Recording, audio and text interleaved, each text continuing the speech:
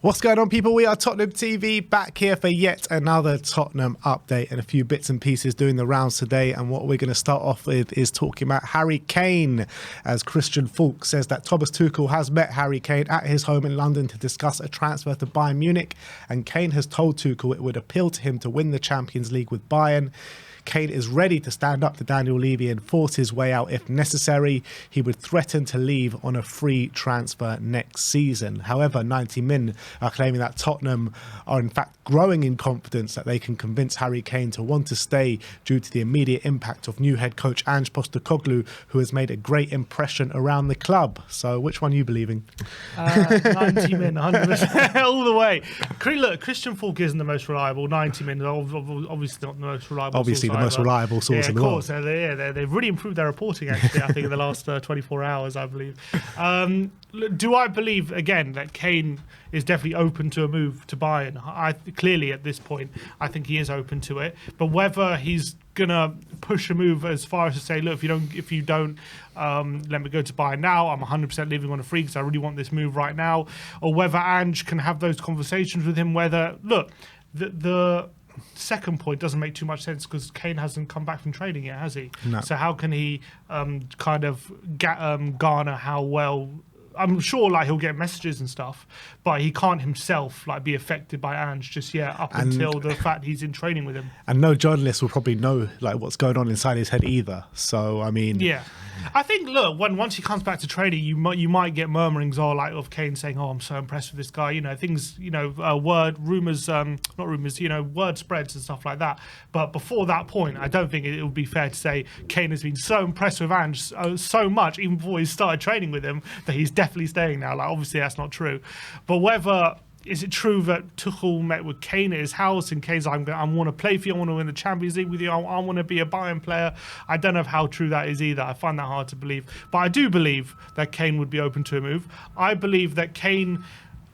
I don't believe Kane is going to go as far as he did 2 years ago, was like skipping training, trying to force the move. I believe he's probably thinking, look, if Spurs and Bayern come to an agreement, I'm happy to go to Bayern if there's a good offer.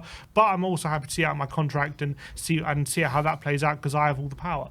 Yeah, I kind of feel the same way, to be honest. I do believe the way it's going to play out is I do think Harry Kane will stay at Spurs for another year. I don't think Bayern will probably stump up the money that Levy will accept. I don't even know if Levy will accept an offer.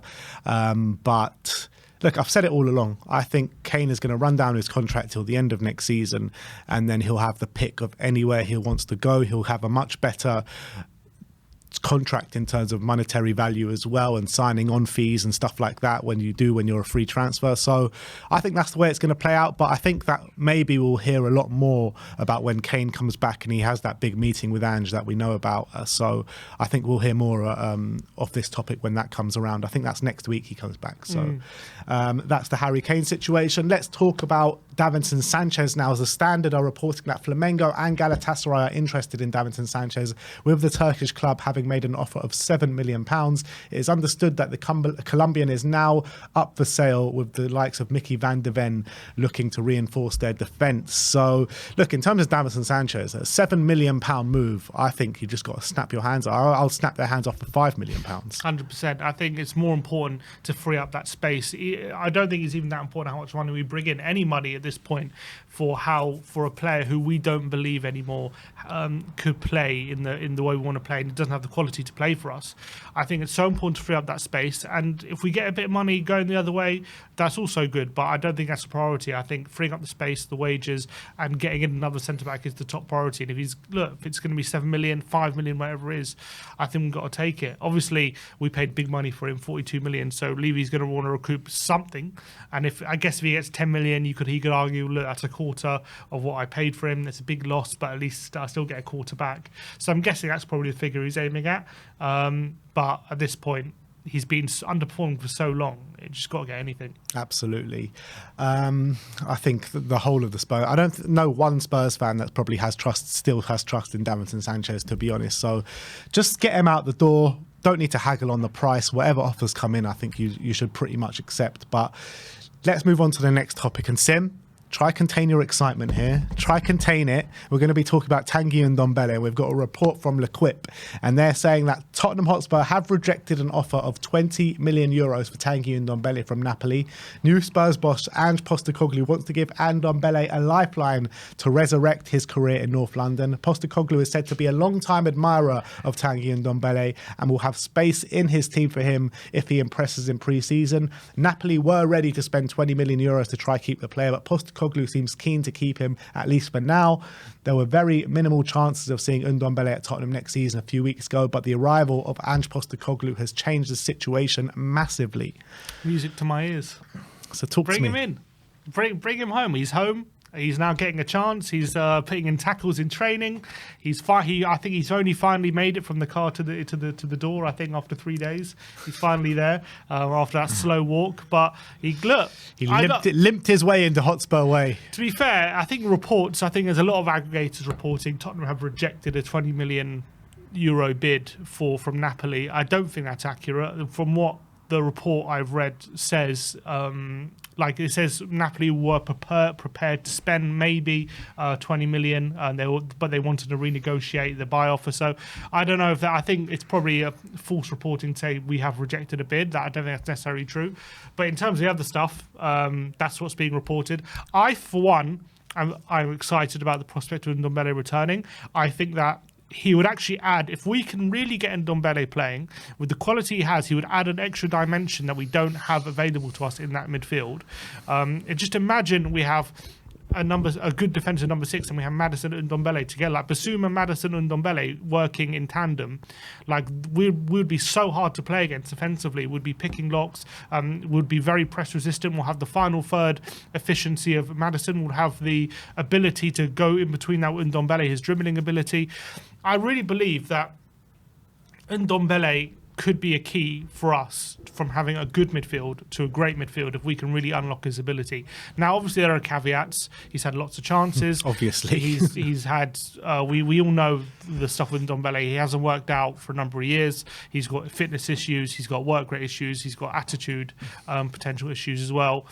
But if Ange really believes he can get into his mind and get into his mindset and get him playing how he wants to play, and also you got to remember, if we're playing a more possession-based system and potentially he doesn't have to do as much defending as maybe he did have to do under Conte or Mourinho. Obviously, every player has to do some sort of has to defend. I'm not saying Ndombele is going to get a free ride. I'm saying he's not going to have to do potentially as much defending as Tottenham should have more of the ball than we did under those managers.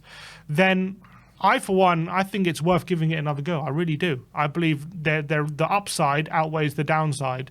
And if it doesn't work in 6 months' time, then we'll reconsider and we can let him go. We can let him go, and then that'll be that. But I think it's worth giving it another 6 months, see if we can unlock that potential. And if we can, then all of a sudden it would really be like a new signing. Look, you all know my feelings on Ndombele. I'm not a fan of him whatsoever because of what he's shown in a Spurs shirt so far in terms of attitude, application, fundamentals to be a proper footballer. Nobody ever has doubted his ability with a football, because I believe his technical ability, it's up there with the best in Europe, if not, even in the top 5. I would say, like, technical ability, he is absolutely insane. But especially in an Ange system, especially in the Premier League, you need to be able to work hard off the ball. I've never seen that from Tanguy Ndombele under any manager. We've heard fans from Lyon as well say similar things where he can't get himself up for the smaller games and stuff like that. And that's when he was in the best moment of his career at Lyon. I just don't think that he has the attitude and application to work in any system in the Premier League, to be honest. And I just feel like giving him another chance is just setting ourselves up to be disappointed once again with Tanguy Ndombele. How many chances are we going to give this guy?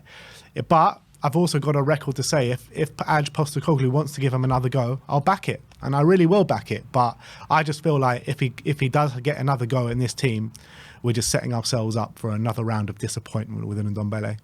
I don't think Ange is going to tolerate.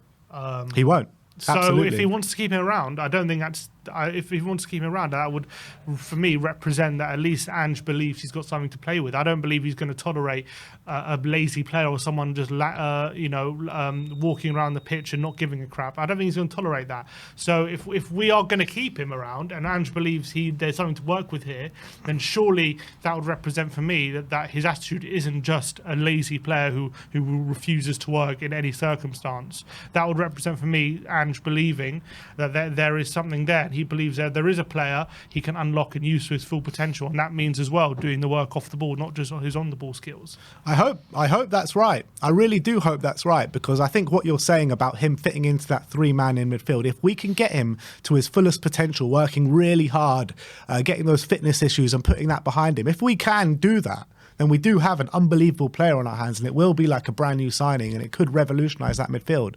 But I just question massively if that can happen. And pressing high, by the way, is not. So I'm not saying it's easier, but in a weird way, there's actually there's not less running, but it's not. You're not tracking back all the time. You're pushing forward. So a lot of the times, instead of always running back and chasing the opposition and getting in position, what you're doing is you're pushing forward and pressing high and trying to catch the play up the pitch a lot more, which we weren't doing under Mourinho and Conte. And maybe Ndombele would be more suited to that kind of pressing than he would be to always having to, whenever we lost the ball, go all the way back and track back and into his own half and go with it that way. And maybe that's something to also recognise. Yeah, you could have a point there, but at the end of the day, the way I see it playing out is potentially Ange giving him another go, and by January him being completely fed up with him because the old kind of mentality and the old problems that we know with Tanguy Ndombele creep back in. We might see some good play from Ndombele in the early stages, but can he do it over a 90-minute stretch? Can he do it over a 70-minute stretch, get taken off for the last 20 minutes? That remains to be seen, because he hasn't. Has he even played a 90-minute game since leaving Tottenham? I don't even know if he's done that. Maybe once or twice. Lyon didn't want him back. Napoli, there's rumours that Napoli might want him, but we don't know if that's true or not. I don't know. I just think we're setting ourselves up for another round of disappointment with Ndombele. But if it does work, I guess you're right. The pros do outweigh the cons. But, with 200 grand a week, if we could get those wages off the bill and bring in someone that really wants to work for the team in there, I think that's also more valuable. Could be. But I just think the quality, how much that quality is worth. You're paying.